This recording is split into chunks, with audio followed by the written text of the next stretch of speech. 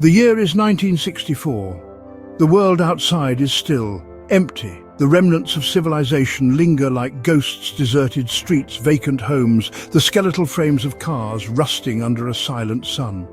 This is the desolate landscape that Robert Neville, portrayed by Vincent Price, inhabits in The Last Man on Earth. He is alone, or so he believes, in a world ravaged by a pandemic that has transformed humanity into nocturnal vampiric creatures. Neville is a scientist clinging to the remnants of his former life. He meticulously follows a daily routine, a desperate attempt to maintain his sanity in a world stripped bare of human connection. The silence is deafening, broken only by his own voice as he recites his thoughts and findings onto a tape recorder. A futile attempt to connect with something, anything. Each day, he ventures out from the heavily fortified sanctuary of his home, a solitary knight errant in a world that has forgotten the meaning of chivalry. He hunts for sustenance, gathers supplies, and systematically exterminates the creatures that emerge from the shadows as darkness falls. He is a man haunted by the ghosts of his past, the echoes of laughter and love now just whispers in the wind.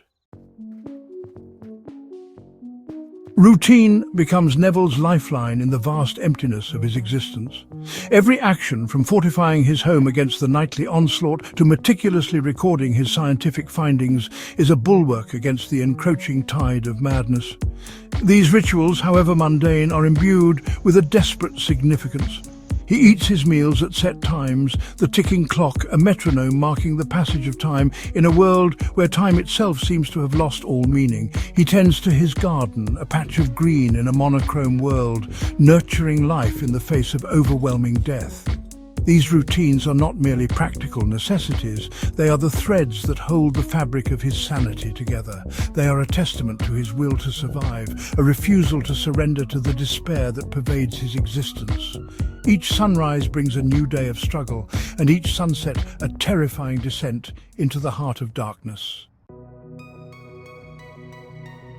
The film masterfully employs flashbacks, brief glimpses into Neville's past, to paint a poignant picture of the life he has lost. We see him as a loving husband and father, his world filled with warmth, laughter, and the comfort of human connection. These fragmented memories serve as both solace and torment, reminding him of the world that was and the love that he has lost. The memories are not merely nostalgic indulgences, they are vital to Neville's survival. They fuel his determination, reminding him of what it means to be human, in a world where humanity has been twisted into a grotesque mockery of its former self. They are a stark counterpoint to the desolate present, highlighting the depth of his loss and the magnitude of his solitude. The past, though painful in its absence, gives him a reason to keep fighting, to cling to the hope that he might one day reclaim some fragment of the world he has lost. Into this desolate world comes Ruth, a figure of both hope and terror.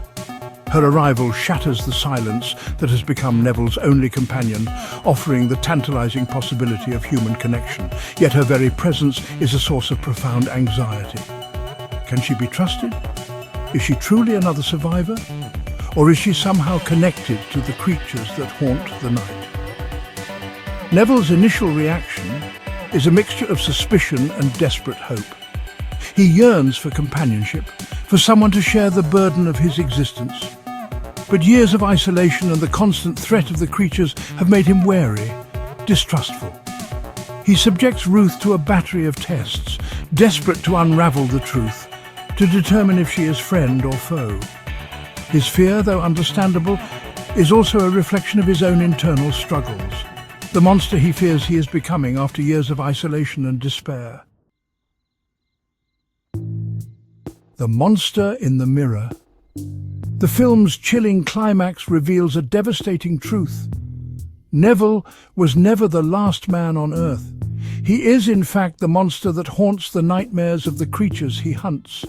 They fear him, just as he fears them. They see him as a monster who kills without mercy, a creature that stalks their nights. And in their eyes, he sees a reflection of his own monstrous actions.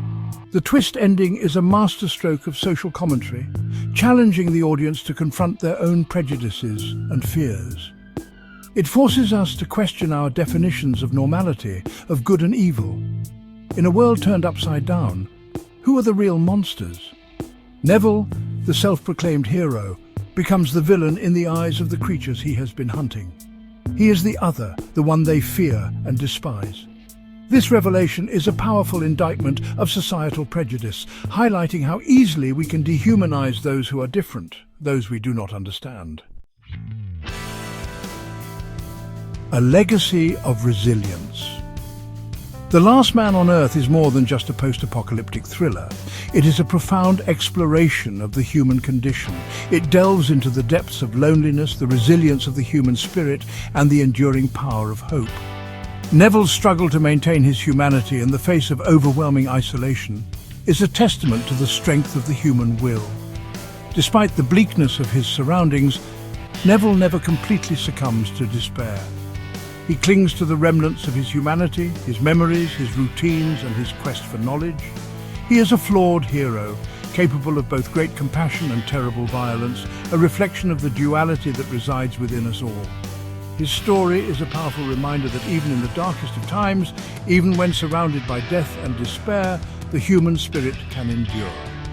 It is a testament to the power of hope, the belief that even in the face of overwhelming odds, there is always something worth fighting for.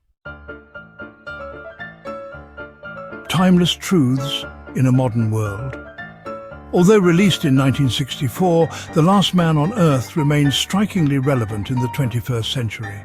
Its themes of isolation, fear of the other, and the struggle to maintain humanity in the face of adversity resonate deeply in a world grappling with pandemics, social unrest, and political polarization.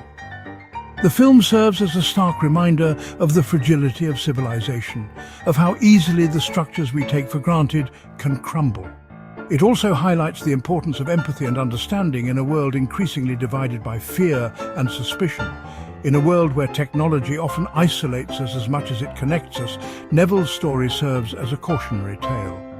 It reminds us of the vital importance of human connection, of the need for empathy and compassion in our interactions with others. The enduring power of hope. The Last Man on Earth is a film that stays with you long after the credits roll. It is a haunting and thought-provoking exploration of the human condition, a reminder of our capacity for both great love and terrible violence. It is a story of loss, of isolation, but ultimately it is a story of hope. Neville's journey, though ultimately tragic, is a testament to the enduring power of the human spirit. It reminds us that even in the darkest of times, even when faced with unimaginable loss, there is always the potential for redemption, for transformation, for hope.